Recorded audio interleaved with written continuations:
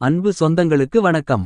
கடகம் ராசிக்காரர்களாகிய உங்களுடைய ராசிக்கு 10ஆம் இடமான வேலை, தொழில், ஜீவனஸ்தானம், கர்மஸ்தானத்திற்குள் பயணித்துக் கொண்டிருந்த புதன் ராசிக்கு 11ஆம் இடமான லாபஸ்தானத்திற்குள் நுழைந்துள்ளார். லாபஸ்தானத்தில் சுக்கிரன், குரு, சூரியன் என பல கிரகங்களுடன் இணைந்து பயணித்துக் கொண்டிருக்கிறார். எனவே இந்த நேரத்தில் நட்பை கொண்டாடக்கூடிய மிகச்சிறந்த கிரகமாக கருதப்படுகின்ற புதனின் அமைப்பு காரணமாக கிடைத்தது ராஜயோகமென்று சொல்லக்கூடிய விதத்தில் உங்களுக்கு என்னென்ன நிகழ்வுகள் அமைகின்றது என்று ஆழமாகவும் துல்லியமாகவும் தெள்ளத்தெளிவாகவும் ஆராய்ச்சி செய்து பார்ப்போம். உங்களுடைய ராசிக்கு 3ஆம் இடம் மற்றும் 12ஆம் இடத்தின் அதிபதியாக புத்திகாரகரான புதன் இருக்கிறார். சகாயதிபதியாகவும் விரையாதிபதியாகவும் இருக்கக்கூடிய வித்தைக்காரரான புதன் மிகவும் வலிமையாக ராசிக்கு 11ஆம் இடமான ஆதாயஸ்தானத்திற்குள் வந்து பயணித்துக் கொண்டிருப்பது கண்டிப்பாக மிகச்சிறந்த வரவேற்கத்தக்க அமைப்பாக கருதப்படுகிறது. என்பது மட்டுமில்லாமல் புதன் 11ஆம் இடத்தில் பயணித்துக் கொண்டு தன்னுடைய சப்தம பார்வையால் 7ஆம் பார்வையால் உங்களுடைய ராசிக்கு 5ஆம் இடமான பஞ்சமபூர்வ புண்ணியஸ்தானத்தை பலமாக பார்வையிடுகிறார். என்பது மட்டுமில்லாமல் புதன் தன்னுடைய சப்தம பார்வையை சுக்கிரன், சூரியன், குரு போன்ற கிரகங்களுடன் இணைந்து பஞ்சமபூர்வ புண்ணியஸ்தானத்தில் செலுத்துகிறார். எனவே பூர்வ புண்ணியஸ்தானம் பலமடைகிறது.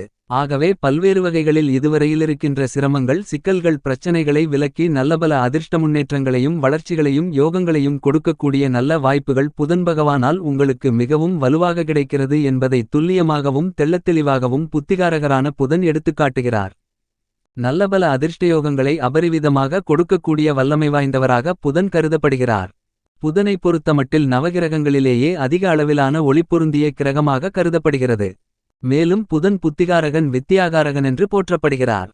நவகிரகங்களில் மற்ற கிரகங்களின் அமைப்பு சாதகமாக இல்லை என்றாலும் கூட புதனொருவர் மட்டும் சாதகமாக சஞ்சரித்துக் கொண்டிருந்தால் அவர் கொடுக்கக்கூடிய அறிவு, ஆற்றல் என்பது மற்ற கிரகங்களால் ஏற்படக்கூடிய எல்லாவிதமான பாதிப்புகளையும் மதிநுட்பமான நுணுக்கமான முறையில் அறிவு ஆற்றலோடு கையாண்டு அவற்றை உங்களுக்கு சாதகமாக மாற்றிக்கொள்ளக்கூடிய ஆற்றல்கள் கண்டிப்பாக வலுவாக உருவாக்கிக் கொடுக்கக்கூடிய அற்புதமான கிரகமாக புதன் இருக்கிறார்.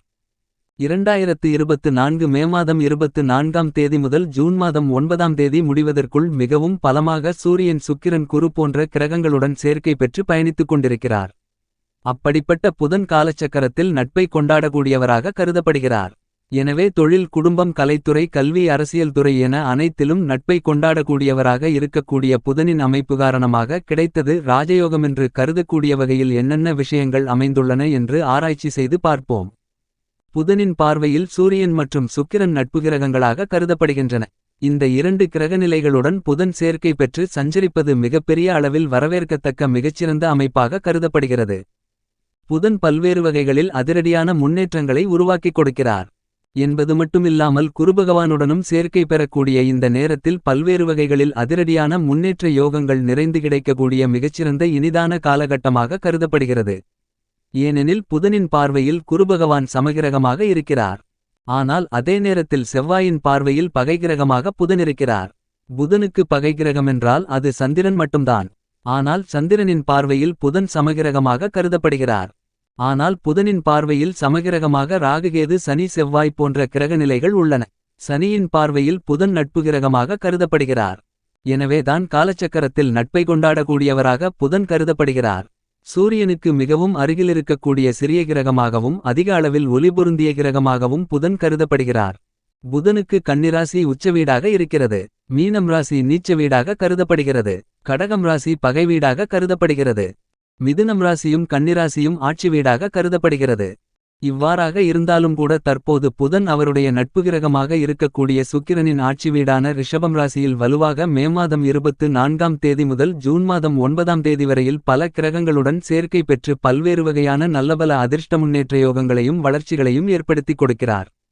பாவகிரகங்களின் சேர்க்கையால் சில மாற்றங்களை ஏற்படுத்தி அசுப பலன்களை வழங்கினாலும் கூட தற்போது சுக்கிரன், குரு ஆகிய இரண்டு சுபகிரகங்களுடன் இணைந்து மிகவலுவான முன்னேற்றங்களை உருவாக்கி ஆட்சிபலம் பெற்று சஞ்சரிக்கிறார். தனது நட்பு கிரகமாக இருக்கக்கூடிய சுக்கிரனின் ஆட்சி வீட்டில் பல கிரகநிலைகளுடன் இணைந்து சஞ்சரிக்கக்கூடிய புதனின் அமைப்பு காரணமாக இந்த காலகட்டத்தில் மிகப்பெரிய சிக்கல்கள், சிரமங்கள் நிறைந்த பணிகளாக இருந்தாலும் அவற்றை சாதகமாக மாற்றிக்கொள்ளக்கூடிய யோகங்கள் உண்டு. அதிலும் குறிப்பாக புதாதிபத்தி யோகம், புதசுக்கிர யோகம், புதகுரு யோகம் என பல்வேறு வகைகளான யோகங்கள் இந்த காலகட்டத்தில் நிறைந்து இனிதாக ஏற்படுத்திக் கொடுக்கிறார்.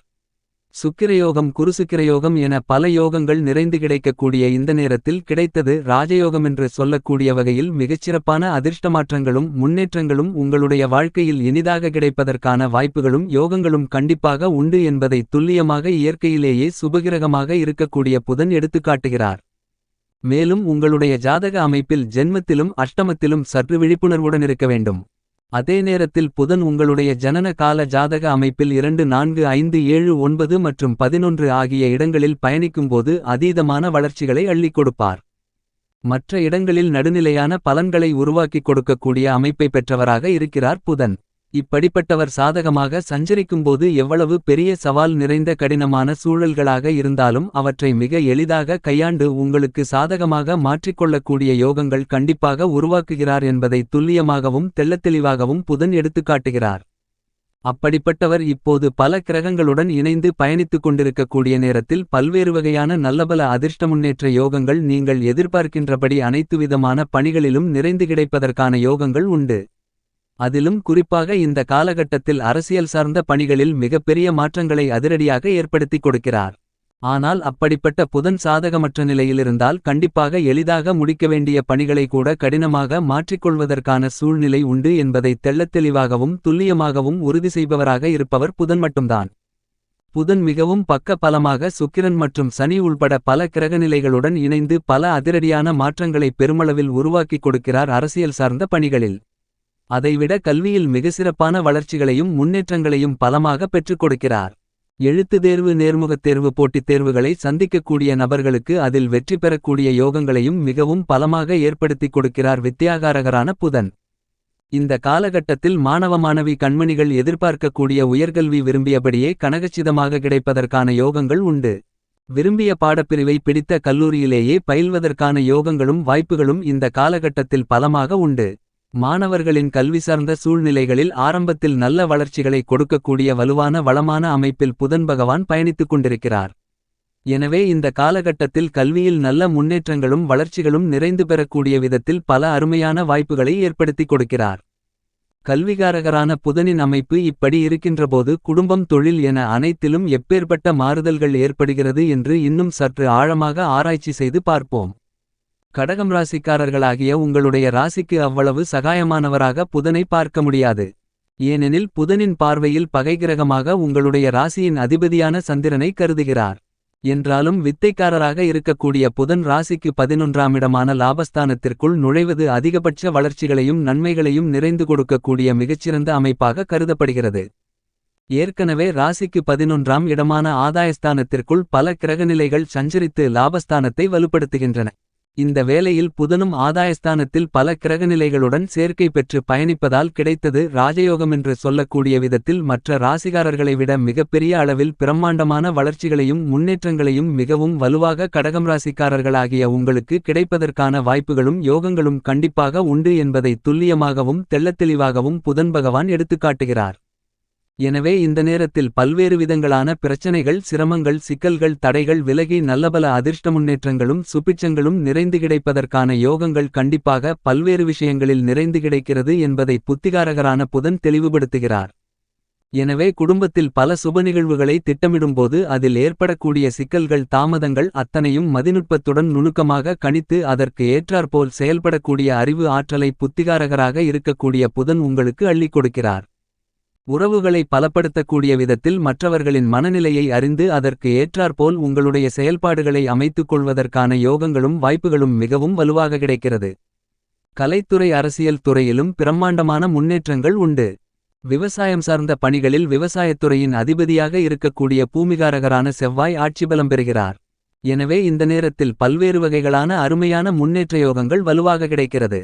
வித்தைகாரகராக புத்திகாரகராக இருக்கக்கூடிய புதன் லாபஸ்தானத்திற்குள் வலுவாக பயணித்துக் கொண்டிருப்பதால் பல்வேறு விதங்களில் உங்களுக்கு நல்ல லாபங்களும் முன்னேற்றங்களும் கிடைத்தது ராஜயோகமென்று சொல்லக்கூடிய விதத்தில் உத்தியோகத்தில் புதிய வேலைவாய்ப்புகள் நிரந்தர வேலைவாய்ப்புகள் வெளிநாட்டு வேலைவாய்ப்புகள் போன்றவற்றில் வெற்றிகள் அனைத்தும் சாதகமாக அமையும். குடும்பத்தில் மகிழ்ச்சிகளும் சந்தோஷங்களும் நிறைந்து கிடைக்கக்கூடிய சூழல்கள் உண்டு. மேலும் இந்த காலகட்டத்தில் திருமண வயதிலுள்ள கடகம் ராசி ஆண் பெண் இருபாலர்களுக்கும் திருமண தடைகள் தோஷங்கள் விலகி நல்ல வரன் அமைந்து திருமணம் இனிதாக நடந்தேறும். என்பது மட்டுமில்லாமல் காதலித்துக் கொண்டிருக்கும் காதலர்களுக்கு காதலில் வெற்றி கிடைத்து காதல் திருமணமும் கைகூடும். மேலும் நீண்ட காலங்களாக குழந்தை இல்லை என்று வருத்தப்பட்டுக் கொண்டிருக்கும் கடகராசி தம்பதிகளுக்கு புத்திரபாக்கியம் கிடைப்பதற்கான யோகங்களும் உருவாகியுள்ளது. மேலும் இந்த தருணத்தை சாதகமாக மாற்றிக்கொள்ள வேண்டுமென்றால் நீங்கள் வாரத்தில் புதன்கிழமை விரதமிருந்து பக்கத்தில் இருக்கக்கூடிய பெருமாள் கோவிலுக்கு சென்று 2 நெய் தீப விளக்கு போட்டு வழிபாடு செய்யுங்கள். இவ்வாறு செய்வதன் மூலமாக உங்களுடைய வாழ்வில் ஏற்படக்கூடிய தடைகள் விலகி நல்ல முன்னேற்றங்களும் சுபிட்சங்களும் வளர்ச்சிகளும் கண்டிப்பாக நிறைந்து இனிதாக கிடைக்குமென்பதில் துளியளவும் சந்தேகமில்லை.